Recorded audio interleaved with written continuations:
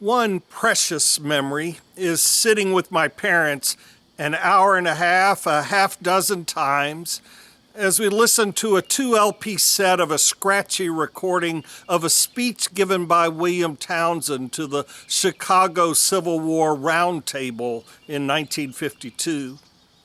I loved the oratory, they loved the history, we loved the shared, repeated experience. Townsend taught about the life and antics of the Lion of Whitehall, Cassius Marcellus Clay, a Kentucky abolitionist and cousin of Henry Clay. A century later, a boxer from Louisville would change his name from Cassius Marcellus Clay to Muhammad Ali. Part of my grieving my father's death was not being able to find those LPs in his home. This morning at 5 a.m., YouTube brought me solace. Clay did a lot of public speaking and published many tracts against slavery. Self-defense seemed prudent in the hostile environment of a border state. He strapped on a Bowie knife and published a tract on the art of Bowie knife fighting.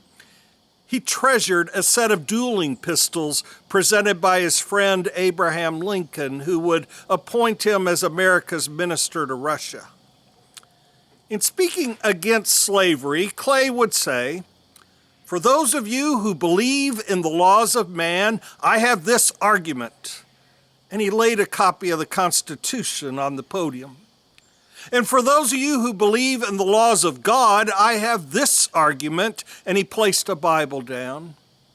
"And for those of you who believe neither in the laws of man or the laws of God, I have this argument," and he laid his Bowie knife on the pile and crossed the Lincoln dueling pistols atop.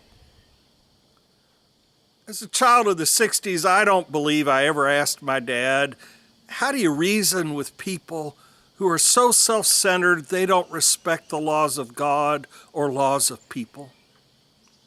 When I toured Clay's historic home near Lexington, my developing brain of reason couldn't imagine such an encounter. 2,000 years ago, a Jewish peasant facing injustice in occupied territory could imagine a person in power who didn't respect the laws of God or humanity. He told a story about a powerless widow and an unjust judge.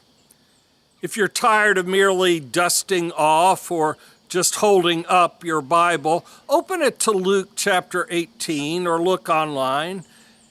If you're reading your Bible, you've probably perceived this parable by Jesus of Nazareth.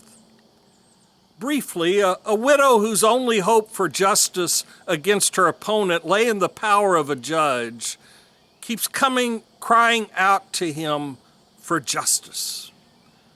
The judge has no fear of God, no respect for anyone, yet her nagging wears down his self-centeredness.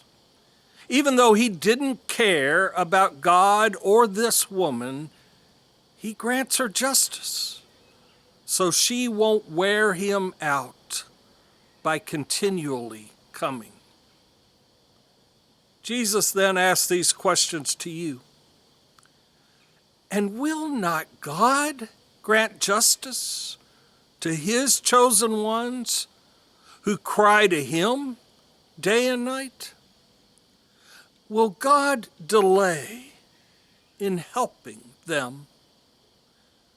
I tell you, God will quickly grant justice to them.